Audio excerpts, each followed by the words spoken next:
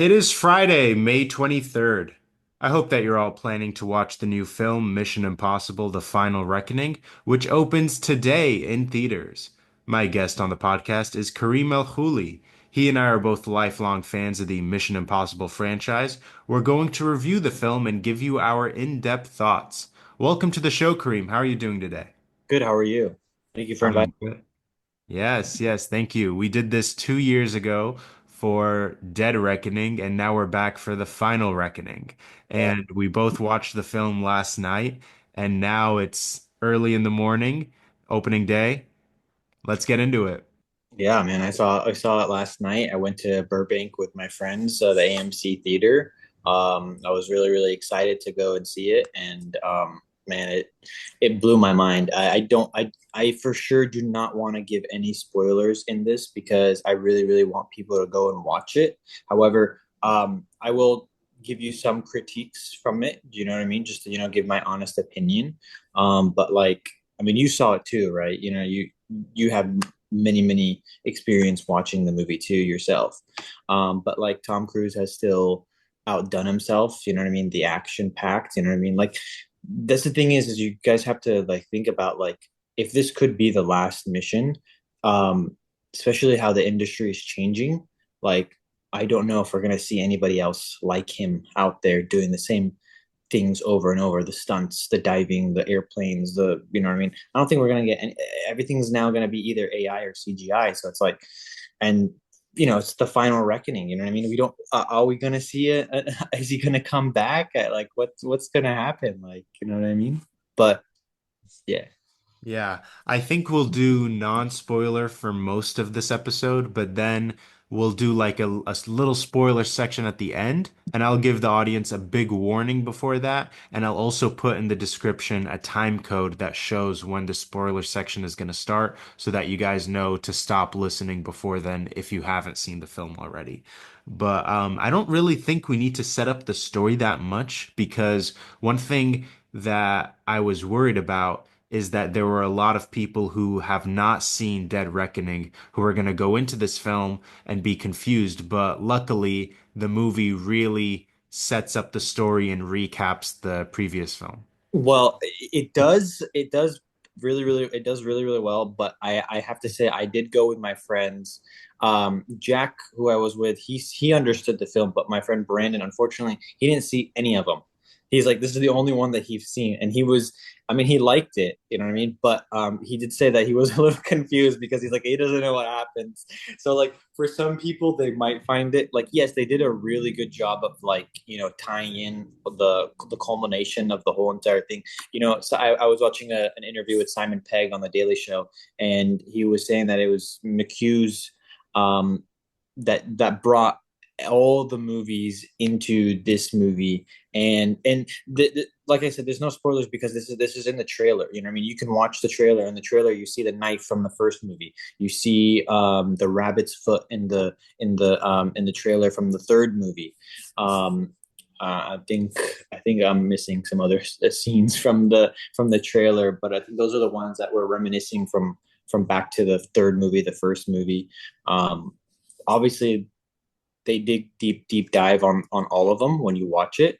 Um, I thought the pacing of the movie was there was a big. I felt like the first 15 minutes. I'll be honest, the first 15 minutes, I thought they could have actually cut that out. I had to say that. I hate to say that they have to cut something because I never want in Mission Impossible for them to cut anything. But I think the first 15 minutes I think they should have cut out.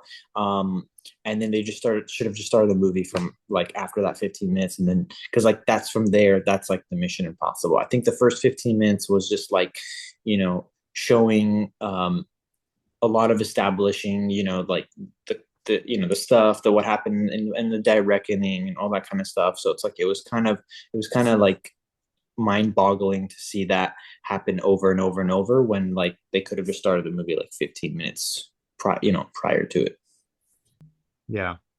One thing I noticed with this movie is that actually Dead Reckoning has a ton of action, And this one has very little action compared to that one. This one is much more story and there's much less combat and like chases. It's more of a adventure movie, more of a spy movie rather than like guns and fists. And actually, it made me appreciate Dead Reckoning much more in retrospect because now we know what the payoff was to everything that they set up. Did you feel like because I feel like they're very much a part one, part two, even though they removed the part two from the title. What did you think of that? Now you said that, it actually like dawned on me. But when I was watching it, I didn't feel when I was watching it from my experience last night, I didn't feel like that. I didn't feel that at all. I felt like I felt like there was.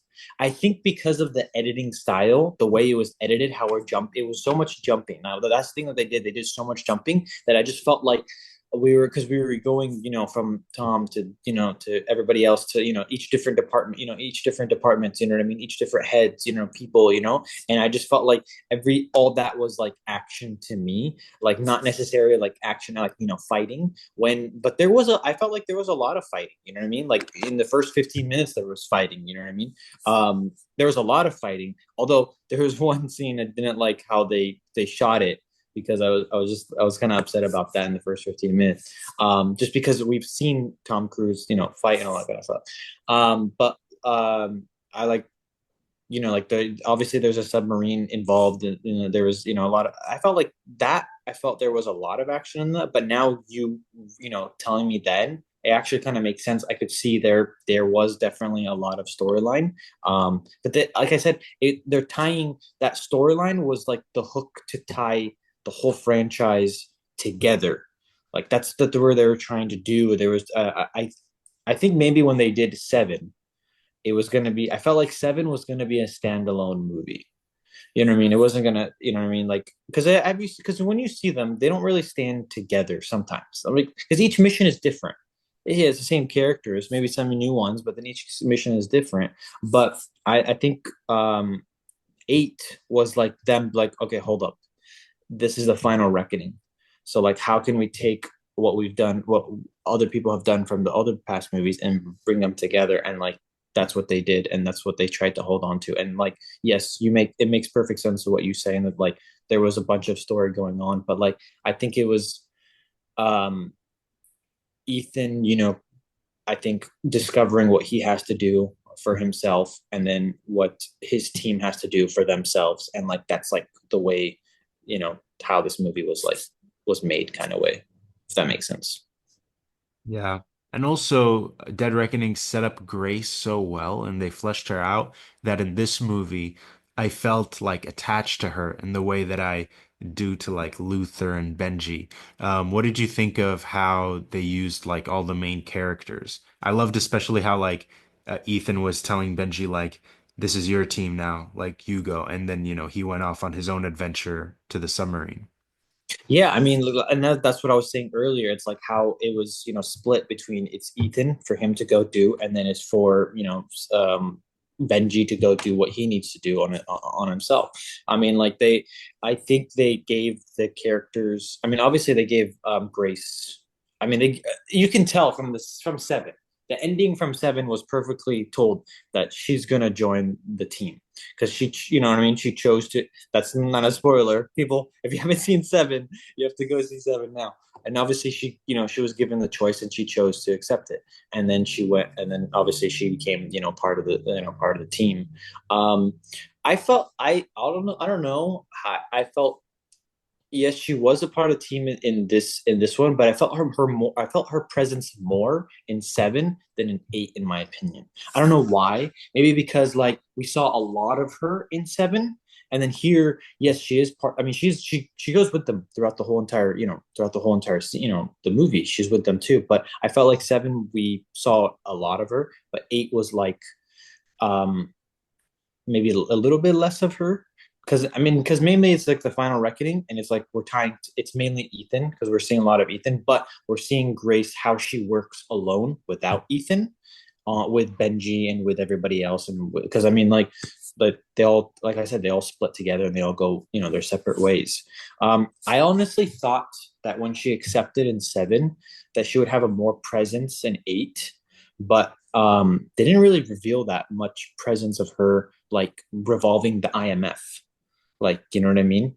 Because I thought because it seemed like Kittredge from the ending would use her for himself, but I just didn't feel like because like I mean no spoilers again. So people have to go watch the movie. I don't know. I can't really reveal that, but like I feel like there wasn't of her revolving IMF like separately from Ethan. Like you know what I mean? Like basically, Clendine's what was it? Clendine Services, which is like the I think it's like the other services that's revolving around the CIA with Kittredge, and you have Briggs and you have oh man, I forgot I forgot his name. Yeah. I feel like I mean, I agree that's what they were setting up, but I kind of like what they did because, Mission has never really been like about the IMF. It's more like they're always going rogue. They're initiating Ghost Protocol. The entire IMF has been disavowed. So I feel like it's better that they were all kind of just on their own. Yeah, I mean that's totally true. I mean we all see that the IMF have always been disavowed on Rogue. I mean, but that's like I feel like that's the theme of like that's what the IMF is. It's just a bunch of rogue people that just all the time, for the greater good. You know what I mean? They do it. They don't do it for themselves. They do it for the greater good. And we can see that Ethan, and not many people understand how to do it except Ethan. Ethan is the only one who he understands. But sometimes, his flaw, and they actually mention his flaw is that he protects his team more than anybody else than his own life. So like, and we saw a lot of that in six. You know what I mean? If you haven't seen six, you guys are wasting your time, and I don't know what you guys are doing with your lives. But six like was the theme about the six was about Fallout, and he chose to save Luther over getting the plutonium in the first 15 minutes of the film. Like we saw that in the beginning. So I mean, and then that's what started the whole entire thing because he lost the plutonium, and then now they have to do this. So like, yeah, but that's like number six. But you obviously still see that in number eight too. That he puts his team first. But and then that's the thing is now he shifted to Benji since it's like Benji, it's your team now, and then now he's on his own, like trying to figure it out, but still simultaneously still part of the team in a way. You know what I mean? Yeah. What was your favorite scene in the movie? If Um, it's a non-spoiler scene. favorite scene in the movie. Um, that's a tough one. I mean, I like all of them. I mean, all of them were really really fantastic. Um, I would have to say, to be honest, I would have to say all. I think I would have to say everything underwater. I Mm. think everything underwater was like, um, for him to be on like yeah to him to go underwater and just seeing that, especially how the way it was shot too, the way it was shot was just really really really good. I think McCory and Tom Cruise, I mean even Tom Cruise has mentioned, um he mentioned that like not many actors today know what lenses are, what cameras are, and I think he's so like even last night, my friend Jack was like, he immediately as soon as the movie ended, his credits are rolling, he went on his phone and he went to go and look at like the specs of what the aspect ratio was and what the lenses were, and they were shooting on. He told me that they shot on a bunch of different lenses. You know what I mean? And I think that's the vision of like not just McCory, but I think it's the vision of Tom Cruise as a producer would say, or as a maybe as a future director. I don't know, maybe I doubt it, but for him to try out different lenses and see what he can do with these type of lenses that they were shooting with. So, but I think like all the underwater scenes were really really were shot really well. Yeah, no, the whole Sevastopol sequence was like one for the ages. I will say my favorite is what's on the poster. It's the biplane sequence Yeah. because I know that one of Tom Cruise's favorite movies is The Great Waldo Pepper, which is a 70s movie by George Roy Hill that I watched in preparation for this. And it's really great. And they actually did some crazy stunts, just like, well, not like this extreme, but they did have like wing walking sequences in that movie. And like literally the plane looks just like the yellow one in that movie. So I recommend everyone check that out. Yeah, But yeah, the planes always, I don't know, for some, I think just because I've seen that movie, but you know, North by Northwest, have you seen yeah. that? Hmm. Yeah, those planes, I mean, that plane reminds, all those planes remind me of North by Northwest. You know what I mean? Especially when he's running and then the plane comes and like almost hits him. Like that scene was like really iconic. Obviously, we see it everywhere.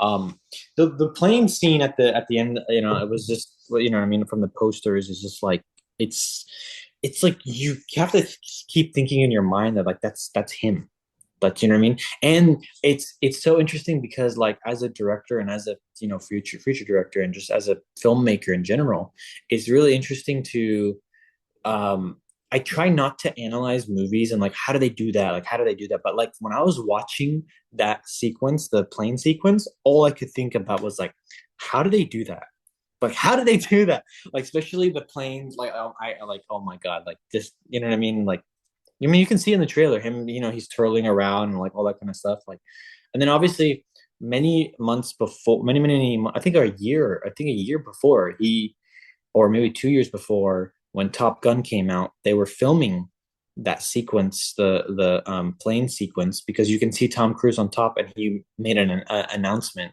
to the theaters. He's like, "Thank you guys for coming." You know, have you seen that video? On Yeah, yeah, he was making an announcement like, "Thank you for coming to the theaters. Thank you for seeing the movie." And then like the plane just dives, and then he's just hanging on the wing like nothing, and I'm just like, but yeah, it was really cool on how they shot that. You know, I found out when I was watching for the submarine takes was that they did everything underwater, and they created their own language, like hand signal. I don't know if you knew that. They created their own hand signal language for like, you know, basically on how to communicate underwater because the whole entire time they were just shooting underwater. So that's like that's crazy. Yeah, I don't think anyone puts as much work into their movies as these guys. Um, Let me ask you this. Do you think the movie is gonna make as much money as Fallout? Because I think it's gonna make more than Dead Reckoning, but will it reach the Fallout level? I'm gonna have to put a pin in that one. I'm not too. I mean, I really want to say yes because it's the final reckoning. Like it's the final, like final reckoning is final reckoning. Like there's nothing, you know what I mean? Like that sums it up right there. So, luckily we don't have. I mean, not to bash on Barbie or Oppenheimer, but we don't have them coming out. There's not the Oppenheimer 2 or Barbie 2. You know what I mean? Like coming out this weekend. So there's nothing. Yeah. However, there is Lilo and Stitch, and apparently that is gonna make more money than this one. Leo, you have kids, you know what I mean? Leo and Stitch, you have a lot of kids, family, you know what I mean, that want to go out and see it. That, you know what I mean? But then that's why you have spectators like me that like, you know, have to go see the movie again. So I'm willing, I mean, I have to see the movie 10 times. Okay. Like I have to see the, you know, it's mission. I have to see it 10 times. There's no, there's not a reason why not to see it 10 times. Like, you know, how much did Fallout make? Was it 600? No, Fallout got close to 800. I think it has like Oh. 798, and that's the highest for the franchise. Then I'm gonna have to say probably no. Then I would love it for to it, but I don't think so. Unless um, unless some miracle happens, then maybe. Um, maybe just me keep going to the theaters and like pushing it out. You know, buying more tickets. Should I try going for the Guinness again and try doing that? Maybe that will boost up the the cost of tickets and go up to 1 billion. They haven't reached 1 billion. This franchise hasn't been $1 billion franchise, has it? No, sadly, Fast and Furious is a billion-dollar franchise, but this is not. Yeah, I think that it'll get maybe the second biggest box office for any of the Mission movies. Maybe it'll land at like six or 700, hopefully. You also have to understand that this is also more expensive than the last one. The last one was 300 million and seven hit was really hard because that one, obviously you have to understand, that one was during COVID.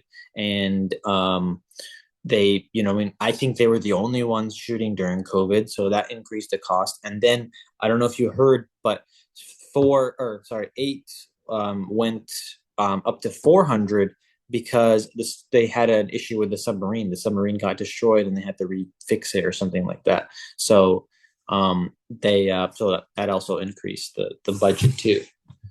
Also, the writer's strike and the actor's strike affected this one. So it really was a mission impossible for them to finish these movies. Literally speaking, yes, it was. Before we get into spoilers, what do you give this movie out of 10? Honestly, I'm gonna probably give it a 7 out of 10. What would you give it? I'd give it like a 9.5 out of 10. I really, 9.5. really liked it. But also, I mean, I think Ghost Protocol onwards, they're all like 10 or 9.5 or something like that. So this was, Honestly, for three was really good for me too, because you know what I mean. We that one was because that one, like you know what I mean. J.J. Abrams, he loves mystery, so like he kept the mystery of, you know what I mean, of that stuff very, very secretly throughout the whole entire, even to the ending of the film. And like that was like really, really cool. And then, I mean, for, director Brad Bird to could do Ghost Protocol, like that was, I mean, I've seen, the only thing I've seen Brad Bird in my, like, from his past work is I've seen him The Incredibles. And like Incredibles, you know what I mean? I haven't seen much of his past work, you know what I mean? I've seen, but The Incredibles was really, really good. And then for him to come and do Mission, Ghost Protocol. And I think McQuarrie was a producer on that, wasn't he? he was a co-writer, He was. uncredited. And he came up with one of my favorite lines that's when it's blue, it's glue, and when it's red, dead. Really? Wait, McHugh came up with that? Yeah, and Uh, actually, I met Simon Pegg once, and I told him that I love that line. oh my God, Yeah. that's so funny. But yeah, I mean, like you can see that McQuarrie was. I think Tom Cruise and McQuarrie have known each other since Valkyrie. They were, you know what I mean? They were together in the movie Valkyrie, and that one was, talk about Tom Cruise's accomplishment in Valkyrie. That one was really, really good. But I can go on and on. Yeah, I'm gonna stay with a 7 because I think 4, 5, and 6, and I think maybe 3, 4, 5, and 6 have been like the peak level for me right there. I mean, I still look back at number two. Two is really, really good too. I mean, I love the Chimera in two. You know what I mean? That one, like the, you know what I mean, that one was pretty, pretty good. And then him climbing the rocks in two. Um, I mean, yes, I really hope this does really, really well in theaters. I mean, listen, I'm gonna go see it again today because I have to go see it again today. Um, but yeah. Yeah, no, and I hope people watch it in IMAX. Yeah, no, it's a great film. Tom Cruise's next movie is going to be a comedy with Alejandro Gonzalez Inarritu. I heard, is it called Judy? That's the working title, but it's not like confirmed yet. But they have finished filming it, and I think that this is going to be his Oscar movie because he's never won an Oscar, and Leonardo DiCaprio won his Oscar for an Alejandro Gonzalez Inarritu film, The Revenant. So wait, so like, how did it? So while he was filming Mission, was he filming that movie too at the same simultaneously, or when was he filming that one? No, he was filming the Inarritu movie while this movie was editing. I think he just finished the Inarritu movie, and then like Macquarie was editing. Wow, man, that guy doesn't stop. He doesn't stop working, man. I mean, he says that he. I mean, he even made a statement that he says, "Then he keep going until he's 100." Honestly, I don't mind him at 80 years old or 90 years old, and he makes another Top Gun, Tom, Mission Impossible movie with him. Well, let's get into spoilers, okay? This is for the audience. If you have not seen the film, then please stop listening to this. We are about to get into spoilers. So this is your last chance before we spoil the movie to click off, go watch the movie, and we'll see you next time. But all right, let's get into it. But real quick before we go to spoiler, I just want to say that like, that I want to tell people that like when you watch the movie, there's so much highs. Like, you know what I mean? It has a high packed of action, and you will sit down and you will be off of your seat. You know what I mean? Like, and you like you will not regret it. Even though it may seem a little slow in the beginning, like you will not regret watching it, like especially when he's underwater and just think about like how long he has to hold his breath and then all the action packed, like everything. And then obviously we get to see Tim running, his famous running. And obviously the plane scene, that's really him. Everything he's doing it himself. And I just thought like you overall you will have like you will enjoy it overall, you will enjoy it, and I hope you do enjoy it too. I agree with everything you said. Yes, and all the callbacks are amazing, like the running, and even when they just say, "What's the play?" I'm like, this is nostalgic to childhood. Especially Um, and yeah. okay, so let's the biggest spoiler for this movie, and again, please click off if you've not seen the movie. The biggest spoiler is Luther. Or dies. I know, I know. I that actually cried a lot when that happened. Oh yeah, dude. I totally I eyeballed when that happened. I was like, no, I was like, I mean, it makes sense. It makes total sense to me. Although I didn't really get, was he sick? Yeah, they never I really explained that. I guess he was sick.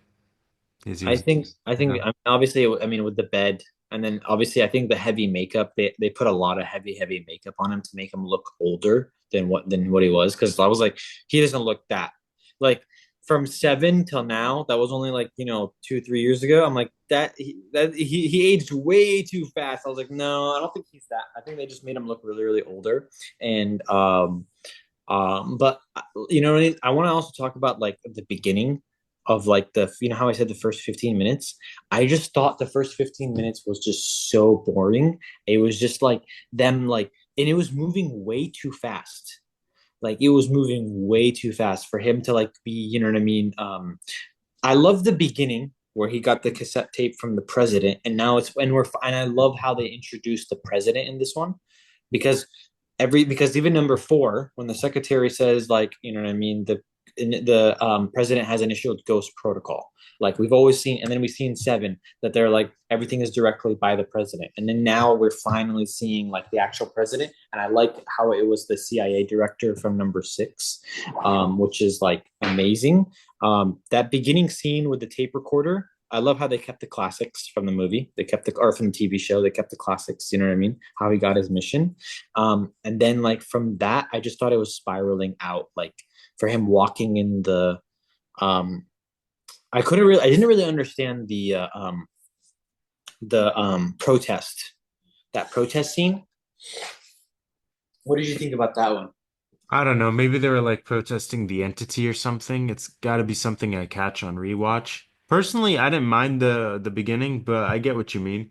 For me, it was just not a flaw. It's just I was so sad when Luther died, but like at least he went out like a badass. You know, he wasn't scared. He wasn't, like he was so courageous to like sacrifice himself and detonate the bomb, But as he did. he Yeah. even said it. I mean, he even said it in his line. He's like, "This bomb will either going to blow up half of the like half of London, I think, or I think yeah, he was in London, half of London, or it's only going to blow up just the area that we're in, the cave." And like he was there, and he had to take off the dismantle whatever he could just to save half of London, which is what he was still doing. What he always had to do. I always like I knew had to like somebody had to die, and I really thought Ethan was going to die. There were so many chances where I was like, oh my god, this is it, this is it, this is it. Like, oh my god. And I'm so glad that they didn't kill him off. Like if they had killed him, you know what? In order for it to get a billion, I think they would have totally had to kill him off. If they killed him off in this movie, I guarantee you it would have succeeded to a billion. I guess, but I'm glad they didn't because it would have been too sad. And also, I was scared that Benji was gonna die, and I'm really, really glad that he didn't.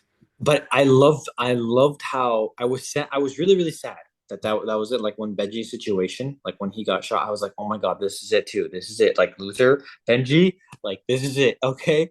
But then I liked how they kept him, and they kept him there for Grace to like build up her character, like for her to do things now on her own.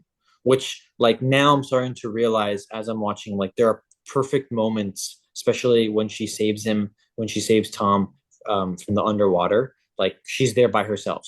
And they also set it. They also set the. They set it up when when the lady I forgot her name, the wife of the of that retired CIA agent, and he she was telling her like you have to go this way, you have to go that way, like you have to do it, like you know what I mean. She wanted because she wanted to go to sleep.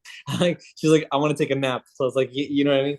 But like it was her to build up her character, for Grace as one of the people of the IMF. But do you think she'll take over the franchise? No, I think that I was just about to ask you if you think this is the last one. I firmly believe this is the end, Yeah. and I think that they stuck the landing, and I think that they should leave it as it is. I agree with you, but then at the same time I disagree with you because I still want to see another one. I would love to see another one, but also I want Tom Cruise to live a very long life and be okay. And I think that he pushed himself to the extreme limit with this one. Well, you know he's doing a movie in space, right? He's announced it, but they haven't filmed it. The only movie that he's filmed that is 100% coming out is the Alejandro Gonzalez Inarritu. Right. Yeah. But it's with what was it, Doug Lee? Doug Liman, but Doug they Liman, yeah. announced it. Maybe they're writing it or something, but he It's hasn't still like it's still in development. It's still in developed. development for him. You know what I mean? With him and NASA and SpaceX and all that kind of stuff. Like that's even insane too. I mean, like he's not retiring anytime soon. That's for sure. Yeah, no, I don't want him to, I definitely don't want him to retire, but I think with, if you can't make it better than the last one, then just leave it. Like this was such a, I mean, I still think Fallout is the best mission movie, but I think these two really lived up to the standard. Like this has been the most consistent franchise, and it's my favorite franchise in the history of cinema. And I think that the ending that they gave it with this Right. movie was perfect. Like even though I'm sad about Luther, they gave him like the emotional core of the movie with the message that he has on the device, and Yeah. you hear it. He says like the last monologue of the movie. He has the final lines, and it shows like the emotions of what this whole franchise has meant. Like sacrificing yourself for all the people who you'll never meet, etc. Right. Very like beautiful message. I don't think they can top it. I don't Yeah. know. Well, do you think people should watch it in IMAX or Dolby or standard? Like, what should people do? Oh, I definitely think IMAX or XD. XD, if you're not familiar with, is that Cinemark Century Theaters. They have XD, and then IMAX is also at AMX or AMC theaters. I don't know what is Regal IMAX? Yeah, they have XD is only in America. So for like international people, I would say go for IMAX. If you don't have IMAX, then I think Dolby Cinema might be the second best option. Um, or like XD if you're in Cinemark. I think for for film enthusiasts, they should go watch it in IMAX or XD. For people who love like roller coasters and all that kind of stuff, like adventure and like action and all that kind of stuff, I think they should go watch it on those chairs that actually move. Because Oh, I saw Seven. I when I was doing my Guinness, when I was trying to do it for the Guinness, what I mean, obviously I wanted to like feel like because when you watch it, what I mean, you want to get your blood pumping because you're going to be sitting all day. So I tried one of those seats, and actually, it was not it actually kept me more alert. I mean, the only reason I did that, I chose that seat was just to keep myself more alert while I'm watching the movie. I wouldn't recommend it to do it multiple times because it does get really, really annoying or a little like, frustrating sometimes to watch that. But I think watching it with those seats, especially with this type of jumps and all that kind of stuff, like I think it would be really, really beneficial to watch it on those. I am gonna do that too. When I come back from my trip, I'm probably gonna go to my cinema, here, Cinemark, Century Theaters, and I'll probably sit on those movable seats and like watch the movie on there and just test it out, see how it feels. yeah, I did 4DX for The Wild Robot, Yeah. and I thought it was a little annoying at first, but overall it was enjoyable. Yeah. I think when it's in the beginning your first time, you're like, okay, this is weird. But then like when you get used to it, throughout the movie, it's kind of like really nice and beneficial. I just thought like sometimes um I don't know if mine the one at Cinema is called 4D. I don't think it's I think it's just like it's called box seats, and it's just basically moves. I think the 4D you're talking about where like they actually like do they like throw water at you or like throw anything Mhm. or yeah. Yeah, they throw water and it's like in 3D and there's like smoke and stuff. Yeah, I've never done that one before. I'm tempted to do that, although I'm really tempted to do that. Yeah. Well, thank you for taking the time to do this. I know you have a flight today. I have a flight tomorrow. We both scheduled our flights based on missions so that we could watch it on opening day. I should tell you that I was planning to leave to, so I'm going to Phoenix. It's my friend's wedding, and I was planning to leave on Monday and drive this week. I was planning to leave on Monday and drive and go to Phoenix and spend the whole week. But then when I found out that Mission was coming out, yesterday midnight, and today, it's actually today it's fully out. It was it kind of I canceled my plans, and I was like, all right, let me just book a flight. I'll book a flight. I found a flight, and then I was like, I have to go see Mission. And my friends were like, hey, let's go see Mission. And then we went and saw it. It's only for Mission Impossible, only for Tom Cruise. I'm willing to do that. Cancel my flights or cancel my plans and do that. I have to go see it. Like there's no other way. But Yeah. I hope that people catch on to Lilo and Stitch and this together and make it like Stitch Possible or I don't know, Lilo and Ethan. I hope that like it trends on social media and then we'll so see later that I made a ton of money. I have to tell people that I bought, all the memorabilia. I'm right now holding a suitcase that says Mission Impossible and it lights up. So I'm a big, huge fan of Mission Impossible. Obviously, you can see I bought the memorabilia. I know that I know people probably are only going to hear the audio for this, but I mean, like, I still want them to buy some of the merch.